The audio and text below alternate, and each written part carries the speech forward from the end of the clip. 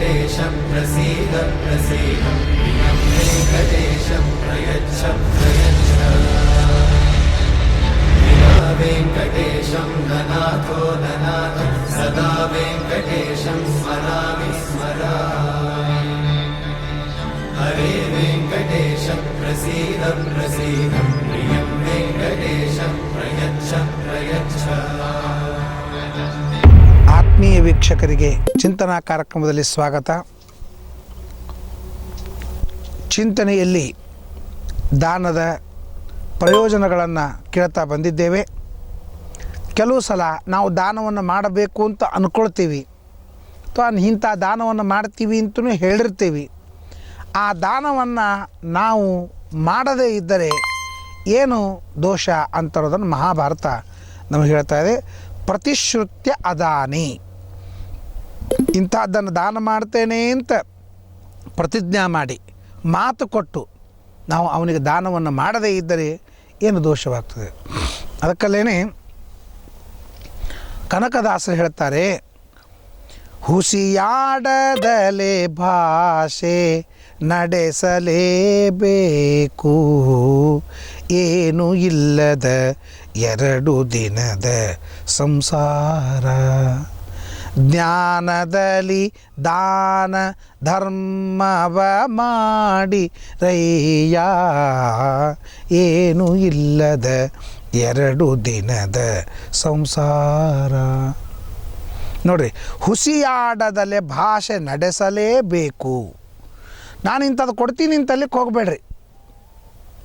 ನಾಳೆ ಸಾಯಂಕಾಲ ಬಾ, ನಾನಿನ್ನು ಕೊಡ್ತೀನಿ ಅಂತನ್ಬೇಡ. ಯಾಕಂದ್ರೆ ಇವತ್ತು ರಾತ್ರಿನೇ ಸತ್ತಂದ್ರೆ ನಾಳೆ ಅವನು ಬಂದಾಗ ನೀ ಇದ್ದಿದ್ದಿಲ್ಲ ಅಂತಂದ್ರೆ ಅವ ಎದಕ್ಕೆ ಬರಬೇಕು? ಧರ್ಮೋದಕಕ್ಕೆ ಬರಬೇಕು. ಅದಕ್ಕಾಗಿ ಹುಸಿಯಾಡದಲ್ಲೇ ಭಾಷೆ ನಡೆಸಲೇಬೇಕು. ನಿನಗೆ ಯಾವಾಗ ಕೊಡಬೇಕಂತ ಅನ್ನಿಸ್ತದ ಅನ್ಕೋ ಕೊಟ್ಬಿಡು. ನಾಳೆ ಕೊಡ್ತೀನಿ ಅಂತ ಅಲ್ಲಿಗೆ ಹೋಗಬೇಡ. ನಾವು ಕರ್ಣನ ಬಗ್ಗೆ ಕೇಳೋ ಮುಂದಾಗ ಹೇಳ್ತೀವಲ್ಲ, ಎಡಗೈಯೊಳಗೆ ಬಂಗಾರದ ಗಿಂಡಿ ಇಟ್ಟುಕೊಂಡಾಗ ಬ್ರಾಹ್ಮಣ ಬಂದಾಗ ಅದನ್ನು ಬಲಗೈಯಿಂದ ಕೊಡಲಿಲ್ಲ, ಎಡಗೈಯಿಂದಲೇ ದಾನ ಕೊಟ್ಟಂತೆ.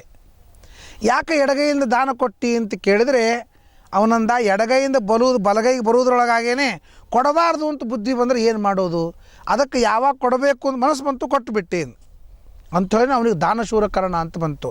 ದಾನದಲ್ಲಿ ಕರ್ಣನೇ, ಗಾನದಲ್ಲಿ ನಾರದನೇ, ಜ್ಞಾನದಲ್ಲಿ ವ್ಯಾಸ ಮುನಿ ಏನೋ ನೀನು ಅಂತ ಹೇಳಿ ದಾನದಲ್ಲಿ ಕರ್ಣನೇ ಅಂತ ಕರ್ಣನಿಗೆ ಹೆಗ್ಗಳಿಕೆ ಇದೆ. ಯಾಕೆಂದರೆ ಹಂಗೆ ಕೊಟ್ಟ ಅಂತ ನಾವು ಕಥೆಯನ್ನು ಕೇಳ್ತೇವೆ. ಆ ರೀತಿಯಾಗಿ ದಾನವನ್ನು ಮಾಡಬೇಕಾದ್ರೆ ನಾಳೆ ದಾನ ಮಾಡ್ತೇನೆ, ನಾಡ್ದು ದಾನ ಮಾಡ್ತೇನೆ ಅಂತ ಅಲ್ಲಿಗೆ ಹೋಗಬಾರ್ದು. ಆಗಿಂದಾಗೆ ವಿಚಾರ ಮಾಡಬೇಕು, ಆಗಿಂದಾಗೆ ಕೊಟ್ಬಿಡ್ಬೇಕು. ಇಲ್ಲಾಂದರೆ ಏನಾಗ್ತದೆ, ಪ್ರತಿಶ್ರುತ್ಯ ಅದಾನೆ, ನಾನು ಕೊಡ್ತೇನೆ ಅಂತ ಮಾತು ಕೊಟ್ಟಿರ್ತೇನೆ, ಆಯುಷ್ಯ ನಮ್ಮ ಕೈಯಲ್ಲಿ ಇಲ್ಲ. ರಾತ್ರಿ ಒಬ್ಬ ಬ್ರಾಹ್ಮಣ ಧರ್ಮರಾಜನ ಬಳಿಗೆ ಬಂದ. ಧರ್ಮರಾಜನ ಹತ್ರ ಬಂದು, ಯಾಕಪ್ಪ ಇಷ್ಟು ರಾತ್ರಿ ಬಂದಲ್ಲ ಅಂತ ಧರ್ಮರಾಜ ಅಂದ. ಸ್ವಾಮಿ, ನಾಳೆ ಬೆಳಿಗ್ಗೆ ಎದ್ದು ಕೂಡಲೇ ನನ್ನ ಮಗನ ಉಪನಯನ, ಕೈಯಲ್ಲಿ ಏನೂ ದುಡ್ಡಿಲ್ಲ, ನಾನು ಹೆಂಗೆ ಖರ್ಚು ಮಾಡಲಿ, ಅದಕ್ಕೆ ಬ್ರಾಹ್ಮಣನಿಗೆ ರಾಜನ ಹತ್ರ ಕೇಳೋ ಹಕ್ಕಿದೆ, ಅದಕ್ಕೆ ರಾತ್ರೋರಾತ್ರಿ ನಿಮ್ಮಲ್ಲಿ ಬಂದೀನಿ ಅಂದಾಕ್ಷಣ ಧರ್ಮರಾಜ ಅಂದ, ರಾತ್ರಿ ಬಂದರೆ ನಿನಗೆ ಎಲ್ಲಿಂದ ಕೊಡಲು ಮಾರಾಯ, ಬೆಳಿಗ್ಗೆ 8 9 ಅವನು ಖಜಾನಿ ಬರ್ತಾನೆ, ಅವನು ಟ್ರೆಜರರ್ ಬರ್ತಾನೆ, ಅವನು ಬಂದು ಕೂಡ ನೀನು ಕೊಡ್ತೀನಿ ಅಂತ. ಆ ಬ್ರಾಹ್ಮಣ ಅಲ್ಲಿಂದ ಮನೆಗೆ ಹೋಗಲಿಲ್ಲ, ಭೀಮನ ಹತ್ರ ಹೋದ. ಭೀಮನ ಹತ್ರ ಹೋಗಿ ಭೀಮನಿಗೆ ಕೇಳ್ದ, ನಾಳೆ ನನಗೆ ಕೆಲಸದ ದುಡ್ಡು ಕೊಡೋನು. ಭೀಮ ತನ್ನ ಕೊಳ್ಳಾಗೇನು ಬಂಗಾರದ ಚೈನ್ ಇತ್ತು ಅದನ್ನೇ ತೆಗೆದು ಆ ಬ್ರಾಹ್ಮಣಕ್ಕೆ ಕೊಟ್ಟು ತಕ್ಷಣ ಅಲ್ಲಿ ಹೋಗಿ ದೊಡ್ಡ ನಗಾರಿ ಇರ್ತದೆ. ಆ ನಗಾರಿ ಬಾರಿಸಿದ್ರೆ ಊರಿನ ಮಂದಿಗೆಲ್ಲ ಒಂದು ಆಶ್ಚರ್ಯದ ಸುದ್ದಿ ಹೇಳೋದು, ಅಥವಾ ಯುದ್ಧಕ್ಕೆ ಬರ್ರಿ ಅಂತ ಅನ್ನೋದು, ಅಥವಾ ಆಪತ್ತು ಬಂದದಂತ ಹೇಳೋದು, ಏನೋ ಒಂದು ಸೂಚನೆ ಮಾಡಲಿಕ್ಕೆ ಒಂದು ನಗಾರಿ ಇರ್ತಿತ್ತು. ಭೀಮ ಹೋಗಿ 2 ಬಡ್ಗಿನ ದಬ ದಬ ದಬ ದಬ ನಗಾರಿ ಹೊಡೆದ ಮೇಲೆ ಎಲ್ಲ ಜನರು ಬಂದರು. ಯಾಕಪ್ಪ ಅಂಥದ್ದೇನದ ನಗಾರಿ ಬಾರಿಸ್ಲಿಕ್ಕತ್ತೀಯಲ್ಲ, ಏನಾಯಿತು ಅಂತ ಕೇಳಿದರೆ, ಇಲ್ಲ ನಮ್ಮಣ್ಣ ನಾಳೆ ಬೆಳಗ್ಗೆ 8 ತನಕ ಬದುಕ್ತೀನಿ ಅಂತ ಗ್ಯಾರಂಟಿ ಇಟ್ಟುಕೊಂಡಾನ ಅಂತ ಅನ್ನೋದೇ ದೊಡ್ಡ ಆಶ್ಚರ್ಯದ ಮಾತು ಅಂತ ಭೀಮ ಹೇಳಿದನಂತೆ. ಅದಕ್ಕಾಗಿ ನಾಳೆ ಬಾ ಅಂತ ಅನ್ನಬಾರ್ದು, ನಾಳೆ ಕೊಡ್ತೇನೆ ಅಂತ ಅನ್ನಬಾರ್ದು. ಕೊಡಬೇಕು ಅಂತಿದ್ದಾಗ ತಕ್ಷಣ ಹಾಗೆ ಮನಸ್ಸು ಮಾಡಬೇಕು, ಹಾಗೆ ಕೊಟ್ಟು ಬಿಡಬೇಕು. ಪ್ರತಿಶ್ರುತ್ಯ ಅದಾನಿ, ನಾನು ಕೊಡ್ತೇನೆ ಅಂತ ಹೇಳಿ ಕೊಡದೇ ಇದ್ದರೆ ನಿನಗೆ ಅದರ ಋಣ ಉಳಿತದೆ. ಯಾವನಿಗೋ ಕೊಡ್ತೀನಿ ಅಂತ ಹೇಳಿದೆ ನಾಳೆ ಬಾ ಅಂತೇಳಿ ಇವತ್ತು ರಾತ್ರಿ ಸತ್ತು ಬಿಟ್ಟು ಅವನಿಗೆ ಕೊಡಲಾರ್ದೇನೆ ಸತ್ತಿದ್ದಕ್ಕಾಗಿ ಅವನಿಗೆ ಕೊಡ್ತೀನಿ ಅಂತ ಹೇಳಿ ದಾನ ಮಾಡದೆ ಇದ್ದದ್ದಕ್ಕಾಗಿ ಏನು ಅವನ ಋಣ ಉಳಿದಿತ್ತು, ಆ ಋಣ ನಿನಗೆ ಹಾಗೆ ಉಳಿತದೆ, ನರಕದಲ್ಲಿ ನಿನಗೆ ಶಿಕ್ಷೆ ಆಗ್ತದೆ. ಆದ್ದರಿಂದ ಎಂದಿಗೂ ಕೊಡ್ತೇನೆ ಅಂತ ಬಾಯಿ ಬಿಚ್ಚಿ ಹೇಳಬಾರ್ದು, ಮನಸ್ಸಿನಾಗೆ ಇಟ್ಕೋಬೇಕು, ದಾನವನ್ನು ಆಗಿಂದಾಗಲೇ ಮಾಡಬೇಕು ಅಂತಲಿಕ್ಕೆ ಹುಸಿಯಾಡದಲೆ ಭಾಷೆ ನಡೆಸಲೇಬೇಕು, ಏನು ಇಲ್ಲದ 2 ದಿನದ ಸಂಸಾರ. ಜ್ಞಾನದಲ್ಲಿ ದಾನ ಧರ್ಮವ ಮಾಡಿ ರಯ್ಯ, ಏನು ಇಲ್ಲದ 2 ದಿನದ ಸಂಸಾರ. ಜ್ಞಾನದಲ್ಲಿ ದಾನ ಧರ್ಮವು ಮಾಡಿದೆ. ಎಲ್ಲ ತಿಳ್ಕೊಂಡು ದಾನವನ್ನು ಮಾಡು, ತಿಳ್ಕೊಂಡು ಧರ್ಮವನ್ನು ಮಾಡು.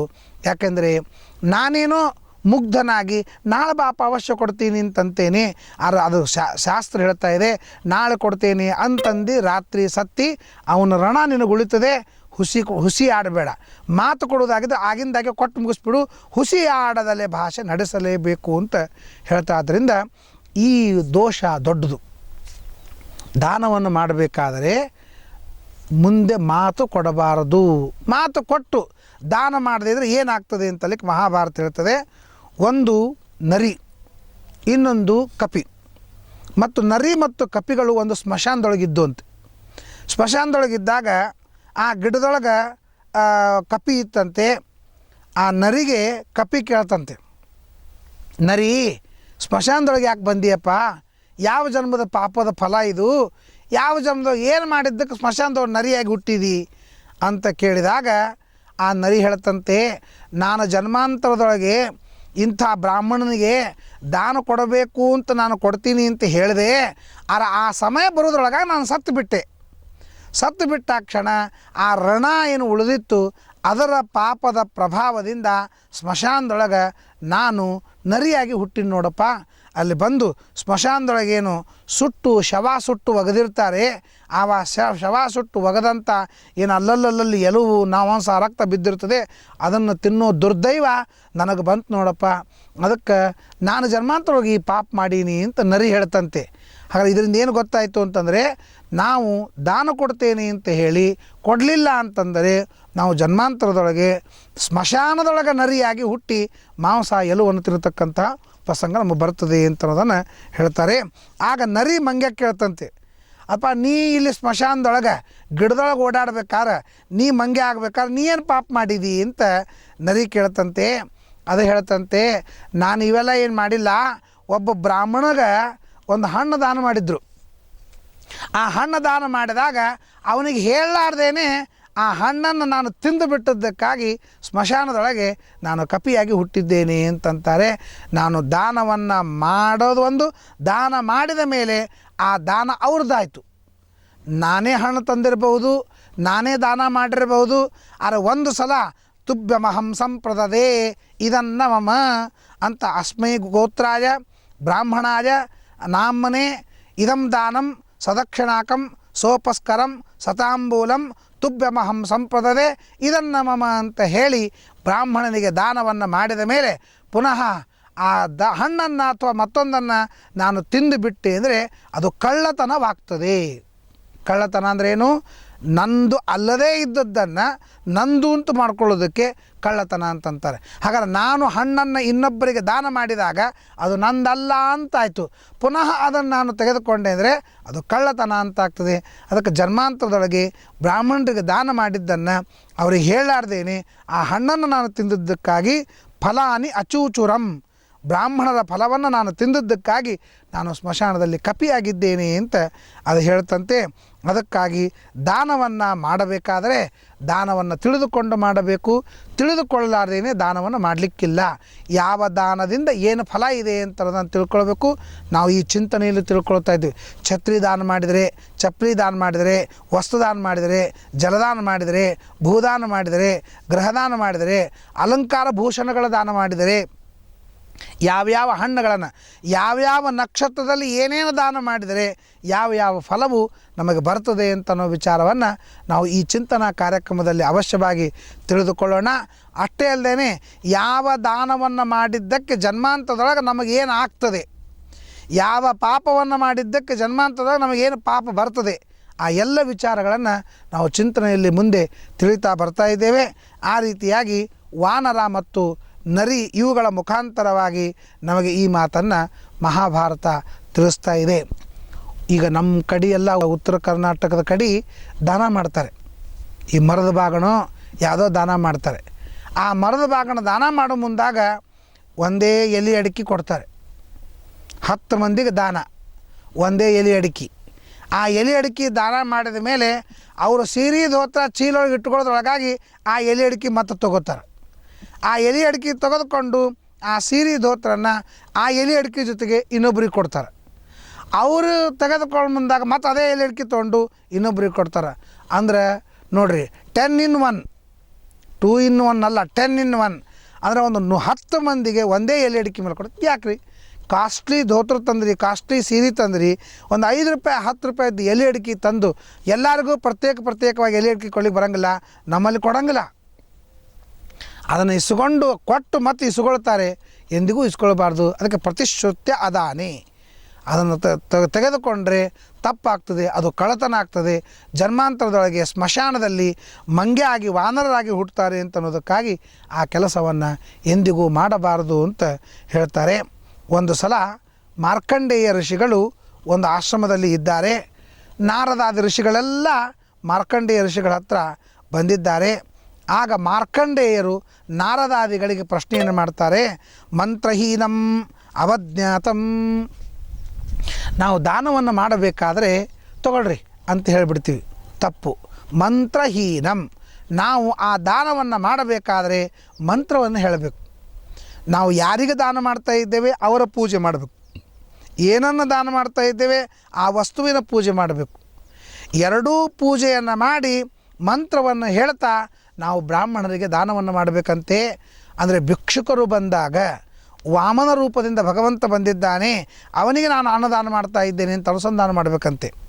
ಒಬ್ಬ ಅತಿಥಿಯಾಗಿ ಬಂದಾಗ ವೈಶ್ವಾನರ ಅಂತನ್ನುವ ಭಗವಂತ ಬಂದಿದ್ದಾನೆ, ಅವನಿಗೆ ನಾನು ದಾನವನ್ನು ಮಾಡ್ತಾ ಇದ್ದೇನೆ ಅಂತ ತಿಳ್ಕೊಳ್ಬೇಕಂತೆ. ನಮ್ಮ ಮನೆಗೆ ಯಾರಾದರೂ ಗೆಸ್ಟಾಗಿ ಬಂದಾಗ ನಾವು ಹೇಳಿ ಬಂದಾಗ ಅವರಲ್ಲಿ ವೇದವ್ಯಾಸ ದೇವರಿದ್ದಾರೆ ಅಂತ ತಿಳಿದುಕೊಂಡು ನಾವು ದಾನವನ್ನು ಮಾಡಬೇಕಾಗ್ತದೆ. ಆದ್ದರಿಂದ ಜ್ಞಾನವನ್ನು ಮಾಡಿಕೊಂಡು ತಿಳುವಳಿಕೆಯಿಂದ ದಾನವನ್ನು ಮಾಡಿದರೆ ಮಾತ್ರ ಅದು ದಾನ ಯೋಗ್ಯವಾಗ್ತದೆ. ಅದಕ್ಕೆ ಮಂತ್ರಹೀನಂ. ಈಗ ಎಷ್ಟೋ ಮಂದಿ ಹೆಣ್ಮಕ್ಳು ಅಡುಗೆ ಮಾಡೋ ಮುಂದಾಗ ಮೊದಲೇ ಹೋಳಿಗೆ ಮಾಡಿದರು ಅಂತಂದರೆ ಅದನ್ನು ಒಲೆಯಾಗ ಹಾಕ್ಬಿಡ್ತಾರೆ. ಯಾಕಂತ ಕೇಳಿದ್ರೆ ಇಲ್ಲ, ಅದು ಮೊದಲೇದ್ದು ಅಗ್ನಿಗೆ ಆಹುತಿ ಅಂತಂತಾರೆ. ಮೊದಲೇದು ಅಗ್ನಿಗೆ ಆಹುತಿ ಅಲ್ಲ, ಒಂದೇದ್ದು ಗಡಿಬಿಡಿ ಮಾಡಿ ಹಂಚದಾಗ ಹಾಕಿದ್ದಕ್ಕೆ ಅದು ಕೆಟ್ಟಿರ್ತದೆ. ಅದಕ್ಕೆ ಇನ್ನೊಬ್ಬರ ಕಡೆಯಿಂದ ಅಪಮಾನ ಆಗಬಾರ್ದು ಅಂತ ಅನ್ನೋದನ್ನು ಮುಚ್ಕೊಳ್ಳೋ ಸಂಬಂಧ ಅದು ಒಲಿಯೊಳಗೆ ಹಾಕ್ತಾರೆ. ಅದು ಭಾಳ ತಪ್ಪು. ಹೇಳಿದ್ರೆ ಏನು ಹೇಳ್ತಾರೆ? ಅಗ್ನಿದೇವತೆಗೆ ಆಹುತಿ ಅಂತಂತಾರೆ. ಸರ್ವಥ ಅಲ್ಲ, ಅದು ಮಂತ್ರಹೀನಂ. ಮಂತ್ರವಿಲ್ಲದೇ ಇದ್ದರೆ ನಾವು ಅಗ್ನಿಗಾಗಲಿ ಎಲ್ಲ ಆಹುತಿ ಆಗಲಿ ದಾನವಾಗಲಿ ಮಾಡಬಾರದು ಅಂತ ಹೇಳಿದ್ದಾರೆ. ಅದಕ್ಕಾಗಿ ದಾನವನ್ನು ಮಾಡ್ತಾ ಇರುವಾಗ ಯೋಗ್ಯ ರೀತಿಯಿಂದ ಮಾಡಬೇಕು ಅಂತನ್ನೋ ವಿಚಾರವನ್ನು ಮಹಾಭಾರತ ನಮಗೆ ತಿಳಿಸ್ತಾ ಇದೆ. ಅದಕ್ಕೆ ನಾವು ದಾನವನ್ನು ಮಾಡಬೇಕಾದ್ರೆ ಯಾವ ರೀತಿಯಾಗಿ ದಾನ ಮಾಡಬೇಕು ಅಂತನ್ನೋ ವಿಚಾರವನ್ನು ನಾವು ಮುಂದಿನ ಚಿಂತನೆಯಲ್ಲಿ ಅವಶ್ಯವಾಗಿ ತಿಳಿದುಕೊಳ್ಳೋಣ. ಇವತ್ತಿಗೆ ಇಲ್ಲಿಗೆ ನಾವು ವಿಶ್ರಾಂತಿಯನ್ನು ಪಡೆಯೋಣ ಅಂತ ಹೇಳ್ತಾ ನಮಸ್ಕಾರ.